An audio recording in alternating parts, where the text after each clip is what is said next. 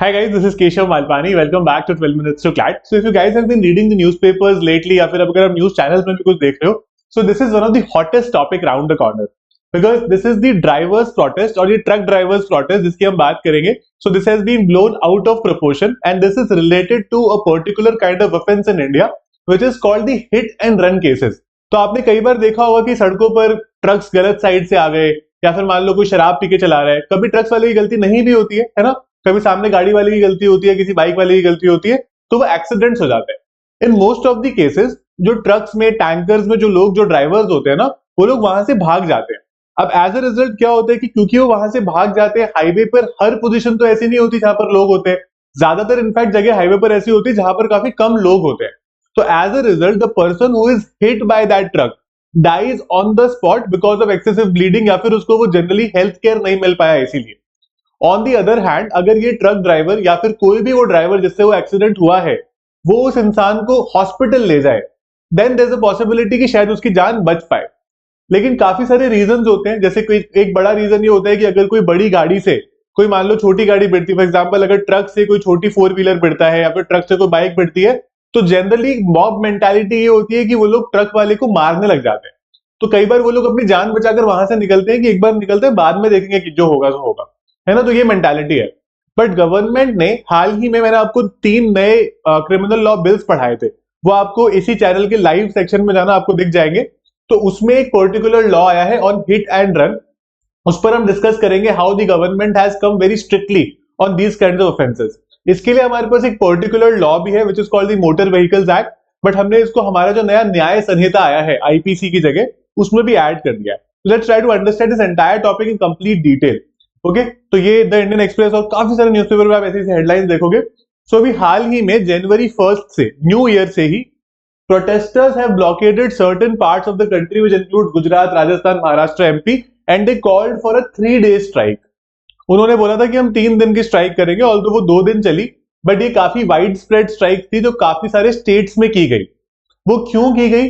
Because they were protesting against the newly implemented hit and run laws. Hit and run क्या होता है मैंने आपको ऑलरेडी बता दिया, किसी को मारकर ऑन अ हाईवे पर्टिकुलरली भाग जाना, right.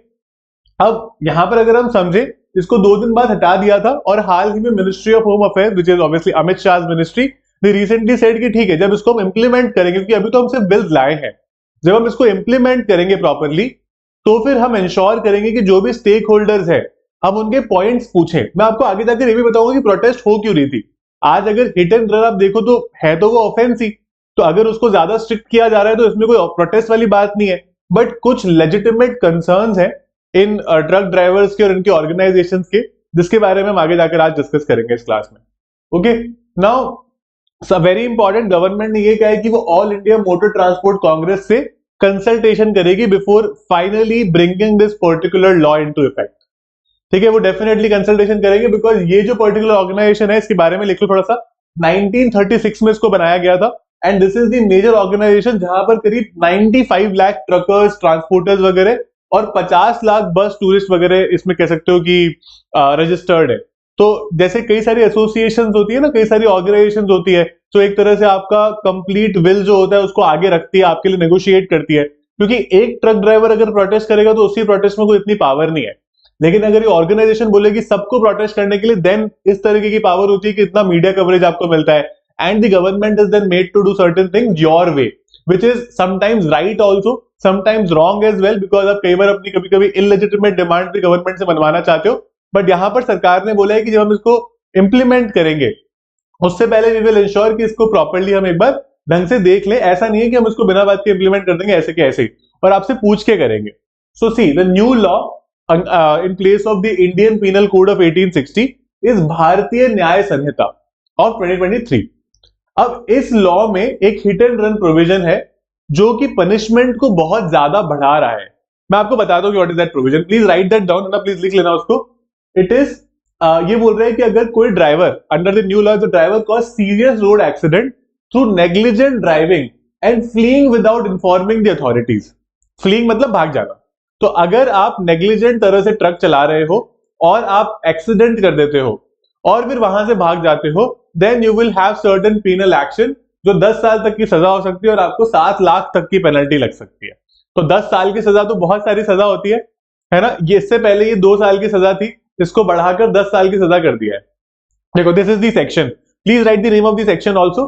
It's section 106 of the भारतीय न्याय संहिता। तो इसका टाइटल ही है कॉजिंग डेथ बाय नेग्लिजेंस। ये मेन जो मैंने वर्ड आपके लिए हाईलाइट कर रखे हैं ना, जो थोड़े से बोल्ड कर रखे हैं, वो ध्यान से पढ़ेंगे हम लोग। देखो, यहाँ पर रैश और नेग्लिजेंट ड्राइविंग की वजह से the driver escapes without reporting it to a police officer और the magistrate, then you will be liable for 10 years, या फिर आप फाइन लगेगा आपको करीब 7 लाख रुपए का।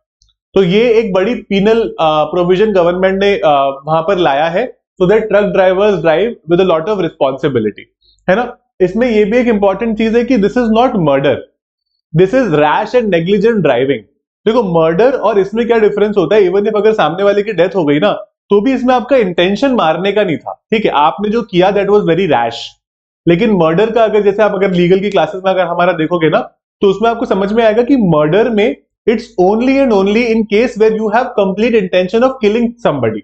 मेरे को मारने ही जाना था सब किसी को, है ना। तो मर्डर कल्पेबल होमिसाइड है, उस कैटेगरी में आता है। दिस इज नॉट मर्डर और culpable homicide, this is just rash and negligent act leading to death of somebody और very serious injury to somebody.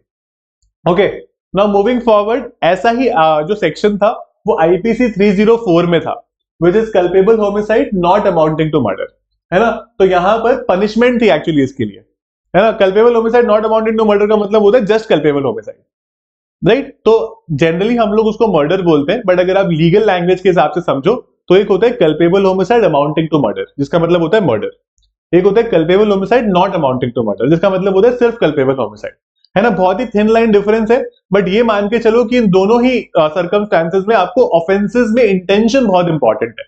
आपने इंटेंट किया था exactly what you could say wanted to do, कि आप clearly मारना ही चाहते थे। लेकिन जनरली कोई एक्सीडेंट करना नहीं चाहता ना किसी का भी, that is I think something जो बहुत ही फार फेच असम्पशन हो जाएगा। तो इसीलिए यहाँ पर उन्होंने रैश और नेग्लिजेंट एक्ट के लिए 2 साल की सजा बोल रखी थी, लेकिन अभी 2 साल की सजा बढ़ा के they brought it to 10 years। तो ये सजा काफी ज्यादा बढ़ा दी है, and that is why the protest is there. मैं आपको और भी पॉइंटर्स बताता हूँ कि एग्जैक्टली प्रोटेस्ट का पॉइंट क्या है। पहला एक जो मेजर रीजन ये लोग बता रहे हैं वो ये है that introduce without any consultation. एक तो हमसे बिल्कुल भी पूछा ही नहीं गया, because we are the direct affected party here. तो आपको, because it's a democracy, you have to at least discuss with us कि भाई किस तरह से आगे बढ़े और इसके क्या क्या नेगेटिव इंपैक्ट भी हो सकते हैं। और उन्होंने यहाँ पर नेगेटिव इंपैक्ट बताए भी हैं।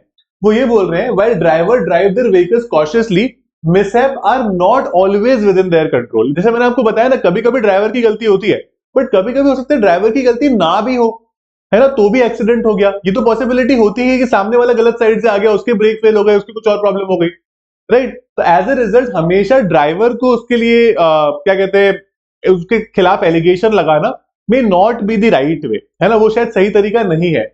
उन्होंने ये भी बोला कि यहाँ पर ड्राइवर के राइट्स को आपने कंसिडरेशन नहीं दिया है, and you need to understand the rights of the driver as well.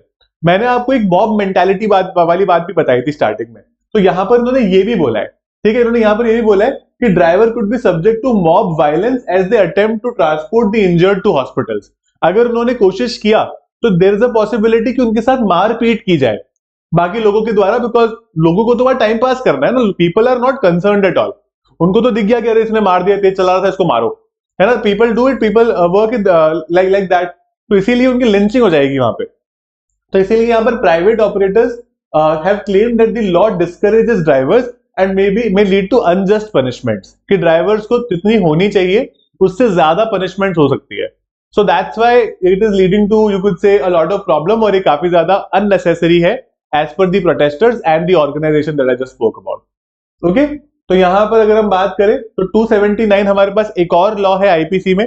तो मेन तो हमने अभी पढ़ा जो न्याय संहिता वाला और आईपीसी का, इसमें 279 भी बात करता है about driving a vehicle in a public place in a rash and negligent manner.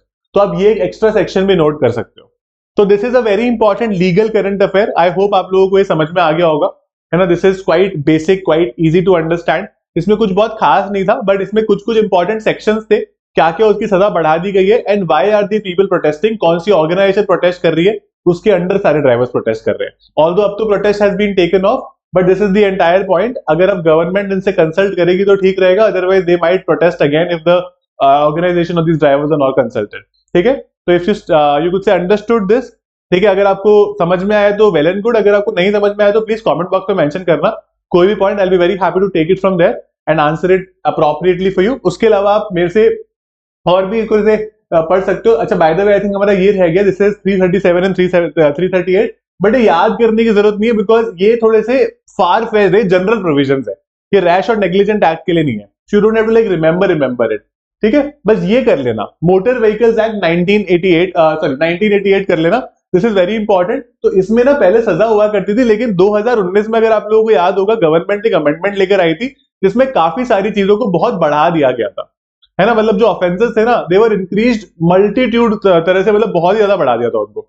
तो इसीलिए इसको 161 सेक्शन में डाला गया है, ये लिख लेना, ये इंपॉर्टेंट है, ठीक है। Of the motor vehicles act of 1988 and hit and run motor accidents, ये सबके लिए एप्लीकेबल है, सिर्फ ट्रक ड्राइवर्स के लिए नहीं, सबके लिए, इवन आईपीसी वाला भी सबके लिए एप्लीकेबल है, ठीक है। तो लेकिन इसकी सजा 2 लाख रुपए जो कुछ से वो कर दी थी, बढ़ा दी थी।